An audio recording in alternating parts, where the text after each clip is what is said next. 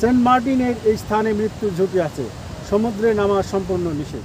সুতরাং এখন ভোর 7টা, আমি সেন্ট মার্টিনের উত্তর পূর্ব পাশে হাঁটছি। আমার পেছনে বামে বিশাল সমুদ্র এবং সামনেও বিশাল সমুদ্র।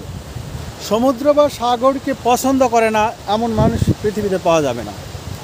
সমুদ্রের পাশে আসলেই মনে অন্যরকম একটা ফিলিংস আসে। এখানকার নির্মল বাতাস, নীলাভ সবুজ পানির ঢেউ সব কিছুই কিন্তু আপনাকে নিয়ে যাবে এক অন্যরকম ফিলিংসের জগৎ, এক অসাধারণ অনুভূতি দিবে আপনাকে। কিন্তু এই সৌন্দর্য, এই ফিলিংস, এত কিছুর মাঝেও কিন্তু ভয়ঙ্কর একটি বিষয় রয়েছে, আর সেটি হচ্ছে রিপ কারেন্ট বা প্রতিখর স্রোত। এই রিপ কারেন্ট বা প্রতিখর স্রোত নিমেষেই একজন মানুষের সুন্দর মনকে বিষাদে পরিপূর্ণ করে দিতে পারে। তো এরকম একটি মৃত্যু আমরা দেখেছিলাম 2014 সালে। আহসানুল্লাহ বেসরকারি বিশ্ববিদ্যালয়ের 5-6 জন শিক্ষার্থীর ভাগ্যে এই ধরনের দুর্ঘটনা ঘটেছিল। আর যে ঘটনাটি ঘটেছিল সেই জায়গায় হচ্ছে এই জায়গা, এটা হচ্ছে সেই জায়গা, এটা উত্তর পূর্ব কর্নারে।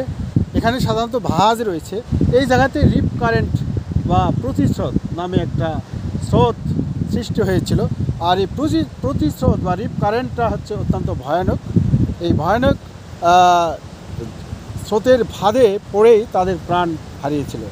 এই জায়গা থেকে জাস্ট যেটি ঘাট হবে এই পাশে, এখান থেকে দেখা যাচ্ছে। এবং এই জায়গায় যে ঝুঁকিপূর্ণ, এখানে কিন্তু একটা সাইনবোর্ড আছে, আমরা লক্ষ্য করি এখানে লেখা আছে সেন্ট মার্টিনের এই স্থানে মৃত্যুর ঝুঁকি আছে, সমুদ্রে নামা সম্পূর্ণ নিষেধ। সুতরাং এই জায়গাতে কিন্তু মানুষ নামাটা ঠিক হয় না, এবং সেই 2014 সালের পর থেকে এখানে কিন্তু তেমন মানুষের আনাগোনা দেখা যায়। এছাড়া শুধু যে এই জায়গায় ঘটবে এই ঘটনা তা কিন্তু নয়। আসলে রিপ কারেন্ট বা প্রতিস্রোত যে কোনো জায়গায় ঘটতে পারে, যে কোনো জায়গায় এটি সৃষ্টি হতে পারে। তাই সমুদ্রে নামার আগে প্রতিস্রোত কীভাবে হয় এবং কি দেখলে বোঝা যাবে এখানে প্রতিস্রোত বা রিপ কারেন্ট ঘটছে, এটা জানা থাকলে আমাদের কিন্তু এই ঝুঁকি এড়িয়ে চলা সম্ভব হবে।